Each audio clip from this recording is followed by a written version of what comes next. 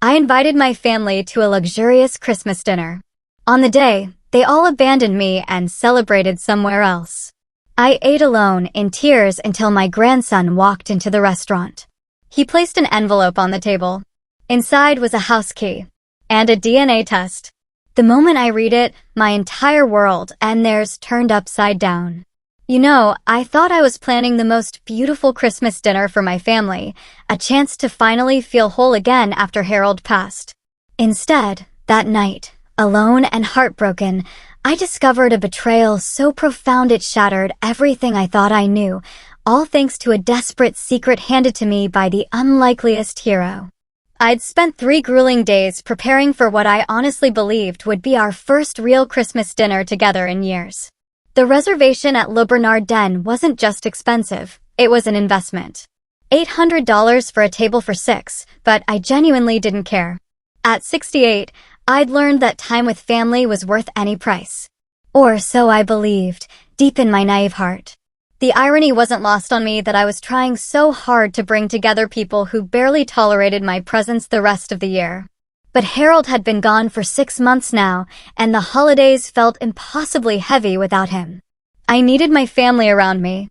I needed to feel like I still mattered to someone. I chose my outfit so carefully that morning. The navy dress Harold always said brought out my eyes. The pearl necklace he'd given me for our 40th anniversary. My hand shook slightly as I fastened the clasp. I told myself it was excitement, not anxiety. But deep down, I knew better. The calls started rolling in around 3 p.m., just as I was getting ready to leave. "Mom, I'm so sorry." Sarah's voice, sickeningly sweet, dripped through the phone. "Emma came down with something, and we can't risk exposing everyone. You understand, right?" My daughter had perfected that tone over the years, the one that sounded caring, but felt utterly dismissive. Emma was my granddaughter, Sarah's youngest, and supposedly my pride and joy, though I hadn't seen her in months. "Of course, dear," I heard myself say, the words tasting like ash. "Is there anything I can do to help?" No, we'll be fine." Rain check. Rain check. As if a family dinner was just a tennis match, easily rescheduled at their convenience. 20 minutes later, my son Michael called. "Mom, listen. I'm stuck at the office. This deal is falling apart, and I need to stay and fix it. You know how it is." Oh, I knew how it was. Michael's deals were always more important than his mother. They had been for 30 years. "What about Jennifer and the kids?" I asked, referring to his wife and my other grandchildren. "They're actually helping Sarah with Emma. You know, trying to keep the kids occupied while she's sick." Something cold, a knot of dread, settled in my stomach. "They're all together?" A pause. A telltale pause. "Well, yeah, but just for a few hours. Nothing planned or anything." Nothing planned, right? The final call came from my youngest, David. His excuse? The most creative yet. His car had broken down, and AAA couldn't get to him for hours. He was stranded. "So sorry. Maybe next time." I sat there in my living room, still in my navy dress, staring at my phone. 3 children, 3 identical, flimsy excuses, all delivered within an hour of each other. The coordination was almost impressive in its cruelty. But I'd already paid for the reservation. The dress was already on. And sitting alone in my silent apartment felt infinitely worse than sitting alone in public. So I drove to the restaurant anyway. Le Bernard Den was everything I'd hoped it would be: elegant, warm, buzzing with families celebrating together. The hostess looked at me with barely concealed pity as I explained that, yes, it would just be me at the table for 6. "Would you prefer a smaller table?" she asked gently. "No," I said, my voice steadier than I felt. "Leave it as it is." I ordered wine first, a bottle of the Bordeaux Harold used to love. The server didn't comment on the fact that I was clearly drinking alone, for which I was grateful. I ordered appetizers I couldn't afford, entrees I didn't want, trying to fill the enormous table with food since I couldn't fill it with people. The breaking point came when I saw a family at the next table. 3 generations, laughing together, sharing stories. The grandmother clearly treasured, at the center of it all. The tears started then, quiet at first, then impossible to stop. I was dabbing at my eyes with a cloth napkin when I heard running footsteps. Hugo burst through the restaurant doors. His 17-year-old face flushed from the cold, and something else, anger, maybe, or sheer determination. Grandma Della. His voice carried across the restaurant, and several diners looked up. He weaved between tables, ignoring the maitre d's protests, until he reached me. His dark hair was disheveled, his coat half-buttoned like he'd dressed in a furious hurry. Hugo. I stood up, completely confused. What are you doing here? Aren't you with your mother and the others? He was breathing hard like he'd been running for blocks. In his hand was a manila envelope, thick and official-looking. His eyes were bright with tears he was trying desperately not to shed. I had to find you, he said, his voice cracking slightly. I couldn't let them do this to you anymore. Do what, honey? What are you talking about? He glanced around the restaurant, then back at the envelope in his hands. They're all together, Grandma. At Romano's, 3 blocks from here. They've been planning this for weeks. My knees felt weak. I sank back into my chair. Planning what? Hugo's jaw clenched in a way that reminded me painfully of Harold when he was angry. The dinner wasn't the real plan. They needed you out of the way tonight because... He held up the envelope. Because of this. I stared at the envelope like it might bite me. What is it? It's from Grandpa Harold's lawyer. It came to Mom's house today. His voice dropped to a whisper. It's his will, Grandma. And there's something else. He sat down heavily in the chair next to me, the one that should have been his mother's. They made me come with them to Romano's, said it was a family meeting about taking care of Grandma Della's future. But when the lawyer started reading, Hugo's hands were shaking now as he placed the envelope on the table between us.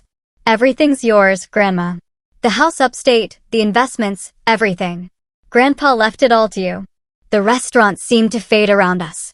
That's wonderful, sweetheart. But why would that upset everyone? I mean, I am his widow. Because they've been telling everyone, including me, that Grandpa was leaving most of it to them. Mom's been planning to renovate the upstate house. Uncle Michael was going to use the investments for his business. Uncle David was going to sell some of it to pay off his debts. My mouth went dry. How long have they known about the will? Months, Hugo said quietly.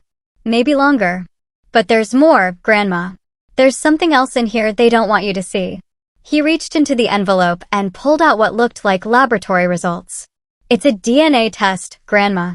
Grandpa had it done before he died. I took the papers with trembling hands, squinting at the scientific language I couldn't quite understand, but some things were clear enough. The test was comparing Hugo's DNA to my family's. I don't understand, I whispered. Hugo's voice was barely audible now.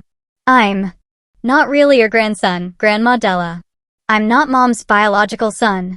She adopted me when I was 2, but she never told you the truth. She's been using me all these years to get money from you and Grandpa, pretending I was blood family. The papers fluttered from my hands to the floor. The wine glass tipped over, red liquid spreading across the white tablecloth like blood. Everything I thought I knew about my family, about my life, was crumbling around me. But as I looked at Hugo, this boy who had run through the streets to find me, who had chosen truth over the lies that had sustained him for 15 years, I realized something else was beginning. Something that might, for the first time in years, be real. Hugo helped me to the restroom, where I splashed cold water on my face and tried to process what he'd just told me. My reflection in the mirror looked older than my 68 years. The carefully applied makeup now streaked with tears. But my eyes looked different somehow. Awake, maybe, for the first time in years. When we returned to the table, I made Hugo eat something while he told me the whole story. His voice was steady now, like he'd been holding this secret for so long that finally sharing it was a relief. The lawyer's office was nothing like I expected, he began, picking at the bread basket. Mr. Peterson had this huge mahogany desk and all these legal books everywhere. Mom, Uncle Michael, and Uncle David were sitting there looking so confident, like they already knew what they were going to inherit. I poured myself another glass of wine, my hands steadier now. How long have they known about the will reading? Mom got the call 3 weeks ago. She made this whole production about how sad it was that we had to deal with Grandpa's affairs, but I could tell she was excited. She kept talking about what we could do with the upstate house, how it needed updating, how we could make it into something really special. The upstate house. Harold and I had bought it 30 years ago as our retirement dream. We'd spent every summer there, reading on the porch, swimming in the lake, planning our golden years together. The idea of Sarah gutting it and turning it into some showpiece made my stomach churn. Then what happened at the lawyer's office? Hugo took a sip of water before continuing. Mr. Peterson started reading the will, and at first, everything seemed normal. Small bequests to charities, some personal items for the kids. But then he got to the big stuff, the house, the investments, the savings accounts. And every single thing was left to you. I could picture the scene, my 3 children sitting there, confident smiles slowly fading as they realized their inheritance wasn't coming. Mom's face went completely white. Hugo continued. Uncle Michael started arguing with the lawyer, saying there must be some mistake, that Grandpa had promised them things. Uncle David just sat there with his mouth open. What did the lawyer say? He was really professional about it, but firm. He said the will was very clear and had been updated just 6 months before Grandpa died. Everything goes to you, with one exception. If something happens to you, then it all goes to the grandchildren equally, bypassing the middle generation entirely. That sounded like Harold. He'd always been protective of me, sometimes more than I realized. Even in death, he was looking out for my interests. But then Mr. Peterson pulled out another envelope. Hugo's voice dropped. He said Grandpa had left specific instructions about when to open it. It was only supposed to be opened if there were any disputes about the will, or if anyone questioned the legitimacy of family relationships. My heart started pounding again. The DNA test. Right. Mr. Peterson said Grandpa had been concerned about some things he'd overheard at family gatherings, people talking about money, making plans. He wanted to make sure he knew exactly who was really family and who wasn't. I thought back to our last few family dinners before Harold died. He'd been quieter than usual, watching everyone more carefully. I'd assumed it was just the cancer making him tired, but maybe he'd been seeing things I was too trusting to notice. So, the lawyer opened the envelope right there? Hugo nodded.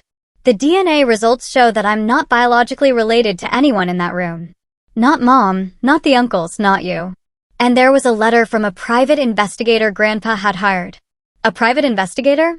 Yeah. Apparently, Mom had been lying about my adoption for 15 years.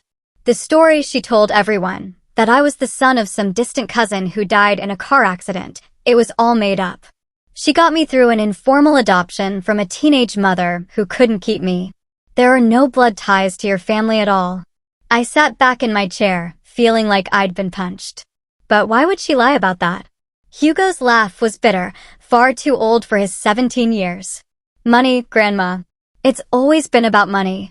Mom figured out early that you and Grandpa were suckers for sob stories, especially ones involving children. So she created the perfect sob story, the orphan great-nephew who needed a loving home. The pieces started falling into place. All those times Sarah had called asking for help with Hugo's expenses, his school clothes, sports equipment, summer camps, tutoring. I'd written check after check, happy to help my grandson have opportunities. How much do you think they got from us over the years? I asked. The investigator's report had numbers, just for my expenses alone. School, clothes, activities, medical bills, probably close to $200,000 over 15 years. But that doesn't count all the other stuff. What other stuff? Hugo hesitated, like he was afraid to hurt me more. The times Mom said you were having memory problems and needed help managing your finances. The loans Uncle Michael needed for his business ventures. Uncle David's gambling debts that were supposedly family emergencies. Each revelation was like another weight settling on my chest. They've been planning this for years, decades, Grandma. Mom used to coach me on what to say when we visited you and Grandpa. How to act grateful, how to mention things I needed, how to make you feel important and generous. I thought it was just normal family stuff until tonight. I looked at this boy, this young man who wasn't my grandson, but who had risked everything to tell me the truth. What happened after the lawyer finished reading? They went crazy. Mom started screaming that there had to be some mistake, that Grandpa was senile when he wrote the will. Uncle Michael was on his phone with his lawyer before we even left the office. Uncle David just kept saying, "This isn't fair," over and over. "And you, Hugo?" He met my eyes directly. I sat there thinking about all the times you hugged me and told me you loved me. All the birthday cards with money in them. The Christmas presents you couldn't really afford. The way you always asked about my grades and my friends, like you really cared. And I realized that even if we're not blood related, you've been more of a real grandmother to me than anyone else in that family has been real family. My throat closed up. Hugo. They didn't even notice when I left. They were too busy planning how to contest the will, how to prove Grandpa was incompetent, how to get what they think they deserve. Mom was already talking about hiring her own lawyer. "So, you came here?" I took the subway and ran the last 8 blocks. I couldn't let them do this to you anymore, Grandma. You've been alone enough. Looking at Hugo across the table, his earnest face still flushed from running through the cold night to find me, I felt something I hadn't experienced in months. Not just love, but hope. Maybe real family wasn't about blood after all. Maybe it was about showing up when it mattered. But as I reached across to squeeze his hand, I couldn't shake the feeling that tonight's revelations were just the beginning. If my children had been lying about Hugo for 15 years, what else had they been hiding? And more importantly, what else were they willing to do to get their hands on Harold's money? The cab ride to my apartment was quiet, both of us lost in our own thoughts. Hugo sat clutching the manila envelope like it contained explosives, which in a way, I suppose it did. Every few blocks he'd glance at me with this worried expression, like he was afraid I might suddenly decide he was the enemy too. "You can stay the night," I told him as we pulled up to my building. "We'll figure everything else out tomorrow." He nodded gratefully. Mom's probably wondering where I am by now. Let her wonder. Inside my small apartment, I made tea while Hugo sat at my kitchen table, finally allowing himself to relax. He looked so young in the soft light, too young to carry the weight of secrets he'd been bearing. "How long have you known?" I asked, setting a mug in front of him. "About not being related to us, I mean." Hugo wrapped his hands around the warm cup, staring into the steam. "I've suspected for years, but I only found out for sure tonight. There were always little things that didn't add up." "Like what?"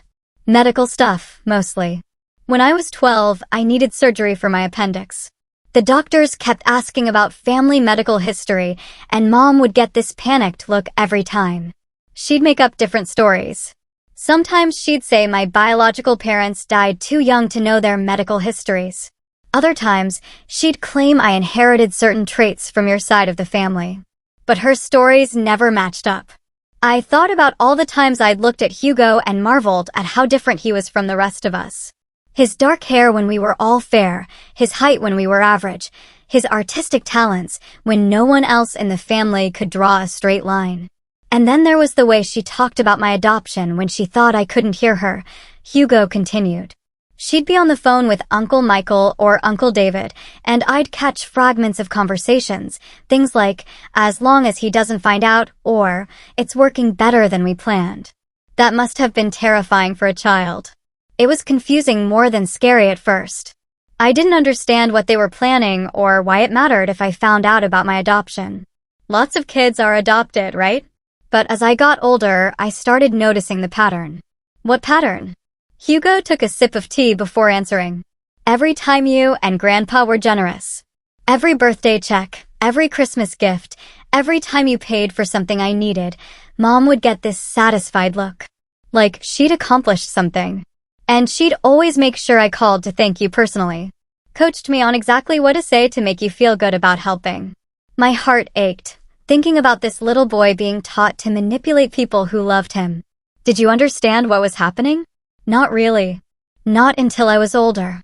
When I was little, I just thought that's how families worked. But around 13 or 14, I started paying more attention to how Mom talked about money, how she'd time her requests for help, how she'd bring me along when she wanted to ask you and Grandpa for something. She used you as emotional leverage. Exactly. She'd have me wear my school uniform when we visited if she wanted to talk about tuition costs. She'd make sure I mentioned if I needed new clothes or sports equipment. She'd even coach me to look sad if she was planning to ask for money for some emergency. I set down my teacup harder than I intended. Anger rose in my chest. That's despicable. The worst part was that I genuinely loved spending time with you and Grandpa. Those weren't fake feelings, even if the circumstances were orchestrated. You two were the only adults in my life who seemed to care about what I was thinking and feeling, not just what I could do for you. That broke something inside me. This boy had been starved for genuine affection while being used as a tool for financial manipulation. Hugo, honey, I need you to know that our love for you is never conditional on whether you were biologically related to us. His eyes filled with tears he'd been holding back all evening. I hope that was true, he said, his voice barely a whisper. But I wasn't sure. I've spent years wondering if you'd still care about me if you knew the truth. Well, now you know. We sat in comfortable silence for a few minutes, both processing the enormity of what had been revealed. Then Hugo spoke again, his voice quieter. There's something else I need to tell you about tonight. Something that happened after I left the lawyer's office. What? I didn't go straight to find you. First, I went back to Mom's house to get some of my things. I thought maybe I could avoid the confrontation, just disappear for a while until things calmed down. But they were already there, and they were planning something. My stomach clenched. What kind of planning? They were on a conference call with some lawyer. Uncle Michael's nose. They were discussing how to challenge the will, but not just on the grounds of Grandpa's mental competency. They want to challenge my right to any inheritance as a fraudulent heir. What does that mean? Hugo's hands shook slightly as he set down his teacup. It means they're planning to throw me under the bus to save themselves. They want to argue that because I'm not really family, any gifts or money you and Grandpa gave me over the years were obtained under false pretenses. They think if they can prove fraud, they can void parts of the will. The cruelty of it took my breath away. They were willing to destroy a 17-year-old boy to get their hands on money. It gets worse, Grandma. They were also talking about having you declared incompetent. What? Uncle Michael was saying that your poor judgment in continuing to support me after learning the truth about my adoption could be evidence of diminished mental capacity. They think if they can prove you're not mentally fit to handle your inheritance, they can get themselves appointed as your guardians and control the money that way. I felt like the walls were closing in around me. My own children weren't just willing to steal from me. They were prepared to destroy my autonomy, my dignity, my relationships, anything that stood between them and Harold's money. Did they see you listening? No. I was in my room with the door cracked, but I heard enough to know that they're meeting with the lawyer tomorrow morning to start the process. Mom was talking about finding doctors who would testify about your mental state. Uncle David was researching guardianship laws. And Uncle Michael was already calculating how to divide the inheritance once they get control of it. And what about you? What happens to you in their plan? Hugo's smile was bitter and far too mature for his age. I become the victim they're protecting you from. The con artist who manipulated a poor old woman out of her money. They're planning to paint themselves as the loving children who discovered the fraud and stepped in to save their mother from further exploitation. The beautiful thing about hitting rock bottom, I realized, is that you finally stopped being afraid of falling. My children had revealed themselves to be capable of any betrayal, any cruelty in service of their greed. There was nothing left for them to take from me except my dignity, and I'd be damned if I'd let them have that, too. Hugo, I said, my voice steadier than it had been all evening. How would you feel about helping me beat them at their own game? For the first time since he'd burst into the restaurant, Hugo smiled. A real smile, full of hope and determination. I'd feel like finally someone in this family is fighting back. Good, I said, reaching for Harold's address book. Because tomorrow, we're going to pay a visit to Mr. Peterson ourselves. And then we're going to that house upstate to see what other surprises Harold might have left for us. What I didn't tell Hugo was that I was already forming a plan that would give my children exactly what they deserved, and it wouldn't require me to sink to their level to do it. Harold had always been 3 steps ahead of everyone else. If I knew my husband, this inheritance was just the beginning of the protection he'd built around me. It was time to find out what else he'd been planning. The next morning, I woke up with a clarity I hadn't felt in months. Hugo was still asleep on my couch, curled up under Harold's old Afghan, looking peaceful for the first time since I'd known him. I made coffee quietly and called Mr. Peterson's office as soon as it opened. Mrs. Holloway, his secretary, said warmly. Mr. Peterson was hoping to hear from you. Can you come in this morning? He has some additional documents your husband left with specific instructions about when to release them. More documents? Harold really had been planning for everything. Hugo stirred as I was getting dressed, sitting up and rubbing his eyes like a confused child. For a moment, I could see the little boy he'd been when Sarah first brought him around. Sweet, uncertain, trying so hard to please everyone. How are you feeling? I asked. Like I slept for the first time in years, he said. And I knew exactly what he meant. We took a cab to Mr. Peterson's office, a modest building downtown that had been Harold's lawyer's practice for over 30 years. Peterson himself was probably close to my age, with kind eyes behind wire-rimmed glasses and the patient demeanor of someone who'd spent decades helping families navigate their worst moments. Mrs. Holloway, he said, standing as we entered his office. And you must be Hugo. Your grandfather spoke about you often. Hugo looked surprised. He did. Oh yes. He was very concerned about your welfare. In fact, that's part of why we're here today. Mr. Peterson gestured for us to sit. Your husband left very specific instructions about additional materials to be shared if anyone attempted to challenge the will or questioned family relationships. He pulled out another manila envelope, thicker than the one Hugo had brought me last night. These documents weren't part of the formal will reading because Harold hoped they wouldn't be necessary. But given what happened yesterday evening with your other children, I think it's time you saw them. My hands trembled as I opened the envelope. Inside were photographs, bank statements, phone records, and what looked like transcripts of conversations. Harold hired a private investigator 18 months ago, Mr. Peterson explained. He'd become suspicious about some of the financial requests from your children and wanted to understand what was really happening. The first photograph showed Sarah coming out of a luxury spa, the kind that cost more per visit than most people spend on groceries in a month. The date stamp showed it was taken 3 days after she'd called me crying about being unable to afford Hugo's school supplies. She told me she was working extra shifts as a nurse to make ends meet, I whispered. The next photo showed Michael at an expensive restaurant, clearly entertaining clients, champagne bottles on the table. The receipt stapled to the back showed a bill for over $800. On the same day, he'd borrowed $3,000 from me for emergency medical expenses. But it was the bank statements that really told the story, page after page showing deposits from me and Harold, followed immediately by transfers to luxury retailers, vacation resorts, and high-end purchases. None of the money we'd given them for emergencies had gone to emergencies at all. There's more, Mr. Peterson said gently. Audio recordings. Harold recorded them, and with their knowledge, actually. He started insisting on putting family meetings on speakerphone, claiming his hearing was getting worse, and he needed the volume. What they didn't know was that he was also recording. He handed me a small digital device with earphones. This conversation took place 6 weeks before Harold passed away. Your children had requested a family meeting to discuss your future care needs. I put in the earphones with shaking hands and pressed play. Sarah's voice came through clearly. Mom's getting more forgetful, Dad. We're worried about her living alone. She seems fine to me, Harold's voice responded, but I could hear the weariness in his tone. Well, she wouldn't seem confused to you because you're with her all the time, Michael's voice chimed in. But when we visit, she repeats herself a lot. Forgets conversations we've had. I paused the recording, looking at Mr. Peterson in confusion. I don't repeat myself. My memory is fine. Keep listening, he said sadly. David's voice came next. The thing is, Dad, if something happens to you, we need to make sure Mom is protected. Maybe we should start getting more involved in her finances now, while you're still here to help transition things. What kind of involvement?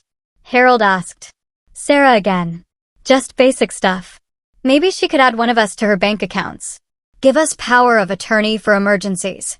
You know how overwhelming financial decisions can be for women her age. Women her age. I was 67 at the time, not 90. She's perfectly capable of managing her own affairs, Harold said firmly.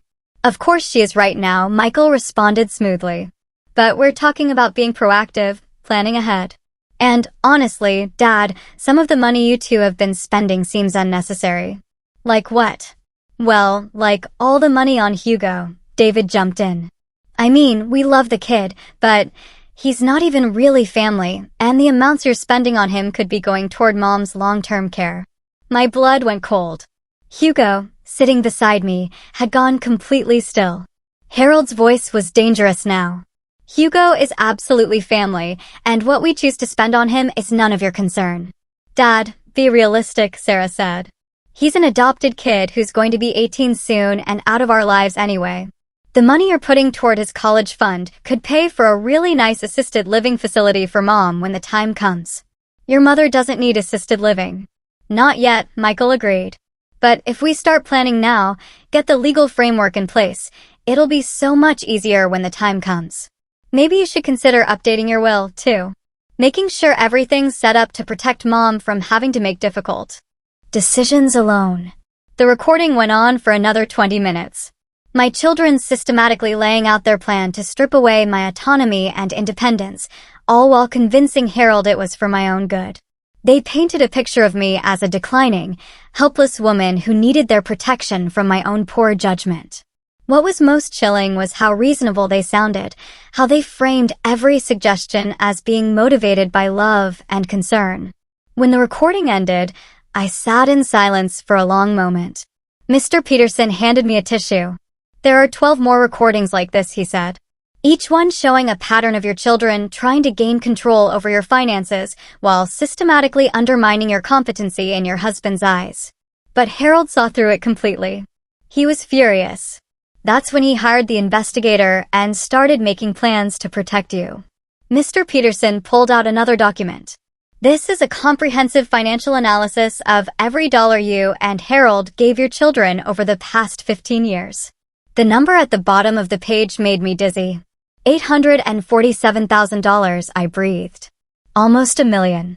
Money that was supposed to go toward emergencies, medical bills, education, basic living expenses. The investigator tracked where it actually went. He flipped to another page. Luxury vacations, designer clothes, expensive cars, home renovations, spa treatments, high-end electronics. Your children have been living a lifestyle far above their means, funded entirely by your generosity. Hugo spoke for the first time since we'd arrived. They were never struggling. Not even close. Mr. Peterson confirmed. And they've been planning this inheritance grab for years. The investigator found email chains between your children dating back 5 years, discussing how to manage Mom and Dad's money better and planning how to divide assets. He handed me one more document. This is the most important one. It's a detailed plan Harold created for what would happen if your children attempted to challenge his will or question your mental competency. The document was titled Protection Protocol for Della Holloway, and it was 15 pages of the most thorough legal planning I'd ever seen. Harold had anticipated every move my children might make and created countermeasures for each one. He's given you multiple ways to protect yourself, Mr. Peterson explained. Legal, financial, and even personal safety measures. But the most important thing is this. He pointed to a clause near the end. Any heir who challenges the will or attempts to have you declared incompetent automatically forfeits any claim to the estate, and their portion goes directly to you. So if they try to fight this, they lose everything. Harold made sure of that. He also set up a trust that becomes active if anyone tries to challenge your mental competency. It immediately places all assets under the control of an independent trustee until the challenges are resolved. I looked at Hugo, who was reading over my shoulder, his eyes wide with amazement. Your grandfather really did think of everything, Mr. Peterson said. But there's one more thing. He left you a letter to be opened only after you'd seen all this evidence. He handed me a sealed envelope with Harold's handwriting for my beloved Della when you're ready to fight back. As I tore open the envelope, I realized that Harold hadn't just left me an inheritance. He'd left me the tools to reclaim my life and protect the people who truly mattered, like the young man sitting beside me, who'd risked everything to tell me the truth. My children thought they were 3 steps ahead. But Harold had been playing a completely different game. And now it was my turn to make the next move. The drive to the upstate house took 2 hours. Hugo and I were mostly silent as we wound through the familiar roads Harold and I had traveled together for 3 decades. Every curve brought back memories. The first time we'd seen the property, the summers we'd spent renovating it ourselves, the quiet evenings on the porch, watching the sunset over the lake. I'd read Harold's letter twice before we left Mr. Peterson's office, and I was still processing his words. The man I'd lived with for 45 years had known things about our children that I'd been too trusting to see. But more than that, he'd loved me enough to spend his final months building a fortress around me. "Are you nervous?" Hugo asked as we turned into the long gravel driveway. "I don't think nervous is the right word," I said, looking at the house rising before us. "I think I'm ready." The house looked exactly as we'd left it the weekend before Harold's diagnosis. Same blue shutters, same wraparound porch, same flower boxes that would need planting soon. But knowing it was truly mine now, that Harold had made sure of it, changed everything about how it felt. Hugo helped me with the key Mr. Peterson had given us, not the old key we'd always used, but a new one Harold had apparently had made. Inside, the house smelled like the lavender sachets I'd left in all the drawers, mixed with the faint scent of the wood polish Harold had always insisted on using. "It's beautiful, Grandma," Hugo said, looking around the main room with its stone fireplace and walls lined with books. "I can see why Mom wanted to renovate it." "Your mother wanted to gut it," I corrected. "She always said it was too old-fashioned, too small, too quiet. She wanted to turn it into some kind of showplace." I walked through the room slowly, remembering the kitchen where Harold and I had cooked together every morning, the reading nook where we'd spent rainy afternoons, the bedroom where we'd planned our retirement dreams.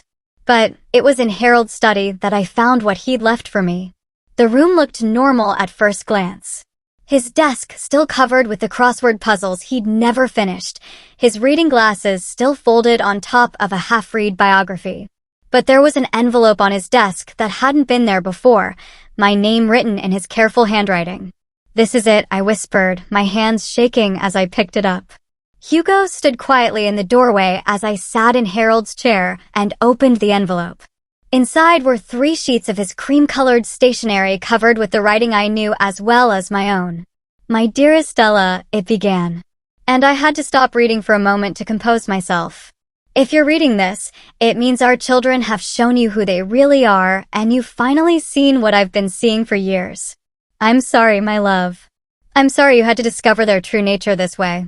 And I'm sorry I couldn't protect you from this pain while I was still with you. But I want you to know that every decision I made about our estate, every precaution I took, every document I had prepared, all of it was done out of love for you, not anger at them, though God knows I was angry.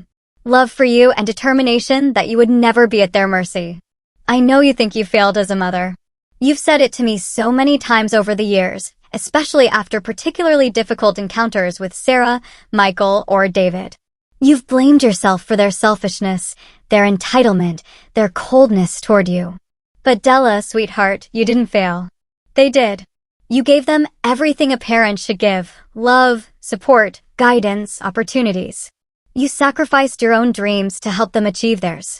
You worked extra shifts to pay for their educations, went without things you wanted so they could have what they needed, and you never once made them feel guilty for the burden. The problem was never your love, Della. The problem was that they learned to see your love as weakness, your generosity as something they were entitled to, your forgiveness as permission to hurt you again.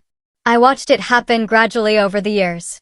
Each time you bailed them out of financial trouble they'd created themselves, each time you forgave them for missing important events in your life, each time you made excuses for their behavior to other people, they learned that there were no consequences for treating you badly, so they kept pushing further. I should have intervened sooner. I should have insisted we stop enabling them years ago, but I knew how much you loved them, and I couldn't bear to be the one to make you choose between your husband and your children. So I stayed quiet and watched them break your heart over and over again. But when they started talking about managing your finances and questioning your mental competency, I couldn't stay quiet anymore. The things they said about you when they thought I wasn't listening, the way they talked about you like you were already gone, like you were an obstacle to their inheritance rather than their mother, it made me realize they were capable of anything. So I made my plans, not to punish them, though they deserve punishment. I made my plans to protect you. Every dollar I left you is yours to do with as you choose. Every legal protection I put in place is there to ensure your independence. Every piece of evidence I gathered is there to defend you if they try to paint you as incompetent. But more than that, Della, I wanted to make sure you understood something. You are not responsible for their choices. You are not obligated to sacrifice your peace for their greed. You are not required to set yourself on fire to keep them warm. The woman I married 45 years ago was strong, independent, and capable of anything she set her mind to. The only thing that changed over the years was that you let other people convince you otherwise. But that woman is still there, my love. She's been waiting for permission to stand up for herself. Consider this letter your permission. Hugo is a good boy, Della. I know he's not our biological grandson, but he's shown more loyalty and love to our family than our own children ever have. If you choose to keep him in your life, you have my complete support. If he chooses to stay with you instead of them, I think you'll both be better for it. I've left some additional funds in a separate account for his education. Not because he's entitled to it by blood, but because he's earned it by being the kind of person our actual grandchildren never learned to be. The account information is in the safe behind my diploma. The combination is your birthday. There's also something else in the safe that I want you to have. It's a deed to the lot next to this house. I bought it 5 years ago, thinking we might want to build a guest cottage someday. I never told you because I wanted it to be a surprise for our 50th anniversary. We won't make it to 50 years together, but I want you to have it anyway. Build something beautiful there, Della. Build something that's entirely yours. The children will try to come back into your life once they realize they can't break the will. They'll apologize, make promises, swear they've changed. They'll use whatever emotional leverage they think will work. Guilt about breaking up the family, concern for your health, claims that they were just trying to protect you. Don't believe them. People who are capable of the level of manipulation and betrayal they've shown you don't change just because their plans fail. They'll be back for the same reason they've always been there, because they want something from you. But you don't owe them anything anymore, my love. You've already given them more than any parent should have to give. The rest of your life is yours to live however you choose. I hope you choose to be happy. I hope you choose to travel to all those places we talked about visiting. I hope you choose to spoil yourself the way you spent your whole life spoiling everyone else. I hope you choose to surround yourself only with people who love you for who you are, not what you can give them. And I hope you know every single day how much you were loved. Not just by me, though I loved you more than I ever found words to express, but by everyone whose life you touched with your kindness, your generosity, your enormous heart. You are enough, Della. You have always been enough, and you deserve every good thing life has to offer. All my love, always and forever. Harold. P.S. The wine cellar has been restocked with that Bordeaux you love. I may be gone, but I'm still taking care of you. By the time I finished reading, tears were streaming down my face. But they weren't tears of sadness. They were tears of relief, of recognition, of feeling truly seen and loved for the first time in years. Hugo had quietly entered the room and was sitting in the chair across from the desk, his own eyes wet with tears. He really loved you, he said softly. He really did. I folded the letter carefully and held it against my chest. And he was right about everything. I looked around Harold's study, at the safe behind his diploma, at the windows overlooking the property that was now truly mine. For the first time since his death, I felt Harold's presence not as a loss, but as a gift. He was still protecting me, still guiding me, still loving me. And he'd given me everything I needed to finally stand up for myself.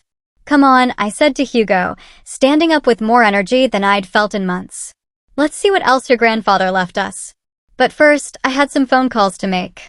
3 phone calls, actually, to 3 people who were about to learn that their mother was not the weak, manipulable woman they thought she was.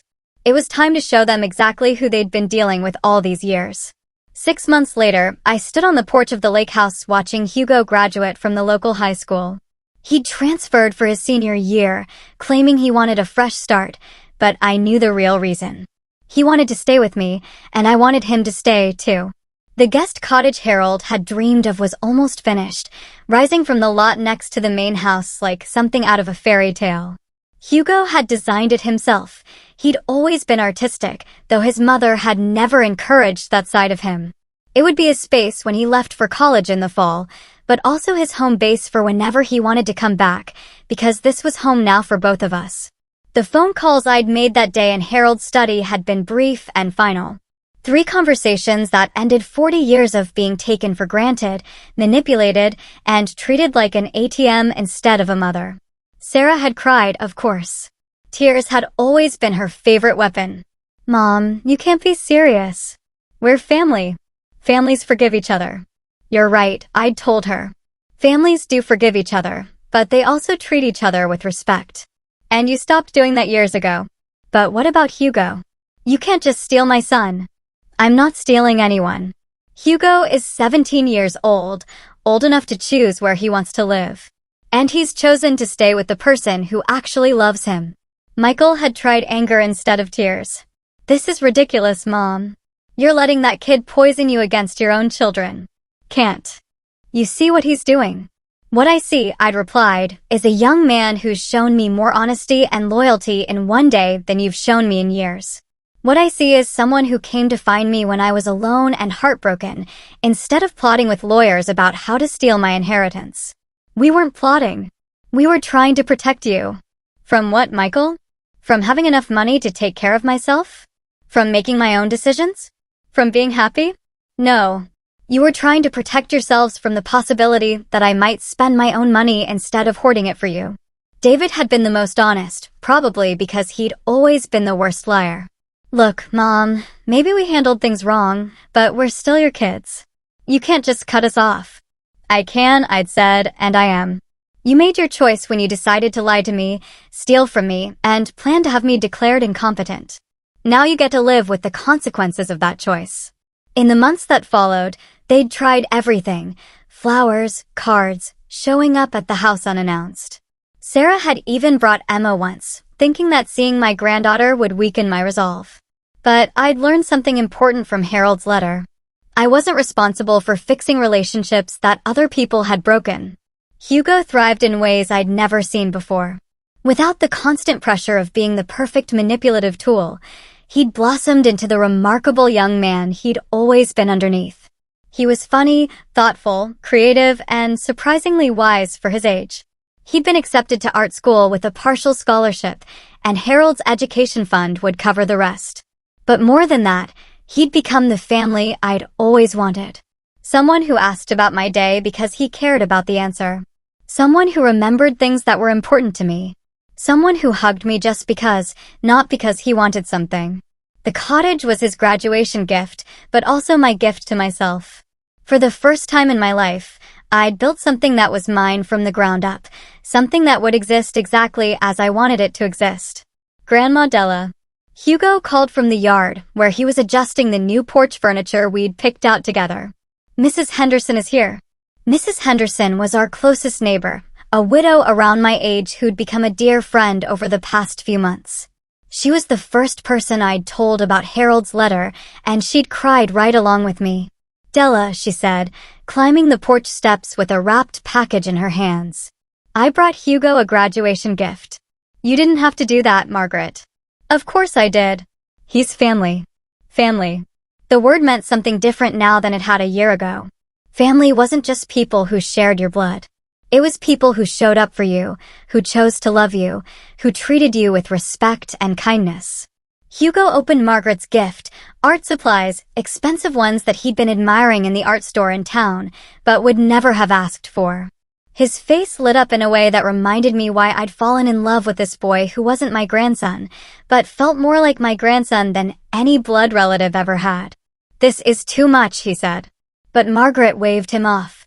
"Nonsense. You're going to be a famous artist someday, and I want to be able to say I knew you when." We spent the evening on the porch, the 3 of us watching the sunset paint the lake in shades of gold and pink. Hugo sketched while Margaret and I talked about our gardens, our books, our quiet, peaceful lives. Just as the sun disappeared behind the trees, a car pulled into the driveway. My stomach clenched automatically. 6 months of peace had trained me to be suspicious of unexpected visitors, but it was just Dr. Morrison from town, making his weekly check on Margaret's blood pressure medication. He'd become another unexpected addition to our little chosen family, often staying for dinner after his house calls, bringing stories from his practice and a dry sense of humor that reminded me of Harold. "How's our graduate?" he asked Hugo, settling into the fourth porch chair we'd added just for him. Officially done with high school as of this morning, Hugo grinned and officially terrified about college. "Good," Dr. Morrison said. "Being a little scared means you're paying attention." As the evening wore on, our little group grew. Tom from the hardware store stopped by to drop off the mailbox Hugo had ordered for the cottage, custom-made with his initials and a small painted design. Jenny from the bookstore brought a bottle of wine to celebrate Hugo's graduation and ended up staying for dinner. This was my life now. Not the grand social circle my children had always thought I should want, but something better. A community of people who genuinely cared about each other, who showed up not because they had to, but because they wanted to. Around 10 o'clock, as our impromptu party was winding down, my phone rang. I almost didn't answer it. After months of ignoring calls from my children, it had become habit, but the number was unfamiliar, so I picked up. "Mrs. Holloway, this is Amanda Peterson, James Peterson's daughter. I'm sorry to call so late, but I wanted to let you know that we executed the final part of your husband's instructions today. Mr. Peterson had passed away 2 months ago, and his daughter had taken over his practice. She'd been handling the last details of Harold's estate planning." "What instructions?" "The charitable donations. Your husband set up a fund to be distributed to local charities 6 months after the will was finalized, assuming there were no successful challenges to its terms. Since your children's legal challenges were dismissed, we were able to distribute the funds today." "How much?" $200,000, Mrs. Holloway, split between the Children's Hospital, the Women's Shelter, and the literacy program at the library. Your husband left specific instructions that the donations be made in your name." "In my name?" Even in death, Harold was making sure people knew that I was a woman of substance, a woman who gave back to her community, a woman worthy of respect. After I hung up, I sat quietly for a moment, watching Hugo help Margaret down the porch steps to Dr. Morrison's car. Jenny was packing up leftover cake to take home to her teenage daughter. Tom was telling some elaborate story that had everyone laughing. This was Harold's final gift to me. Not just the money or the house or the legal protections, but the permission to build a life that made me happy. Permission to stop trying to earn love from people who were incapable of giving it, and to accept love from people who offered it freely. Hugo came back up onto the porch and sat in the chair next to mine. "Good day," he asked. "The best," I said, and meant it. "Grandma Della," he said quietly. "I know I'm not really your grandson. I know the DNA test proved that. But you're the realest family I've ever had." I reached over and took his hand. This young man, who'd risked everything to tell me the truth, who'd chosen me when choosing me cost him everything else he'd known. "Hugo," I said, "blood doesn't make family. Love makes family. Choice makes family. Showing up makes family. And you've been more family to me than anyone else in my life." We sat in comfortable silence, watching the stars reflect on the lake, listening to the peaceful sounds of the night. Tomorrow, Hugo would start packing for college. In the fall, I'd drive him to school and help him move into his dorm room, just like any proud grandmother would do. And when he came home for holidays, it would be to this house, to this life we'd built together, to this family we'd chosen. My children would probably keep trying to come back into my life. They'd probably show up at holidays, claim they'd changed, try to guilt me into forgiveness. But I had Harold's letter in my dresser drawer, and I read it whenever I needed reminding of who I was and what I deserved. I deserved peace. I deserved respect. I deserved to be loved for who I was, not what I could provide. And sitting here on this porch, surrounded by people who saw me clearly and loved me anyway, I finally had all three. The lake was perfectly still, reflecting the stars like a mirror. Everything was exactly as it should be. Everything was exactly as Harold had planned it to be. And for the first time in years, I was exactly who I was meant to be.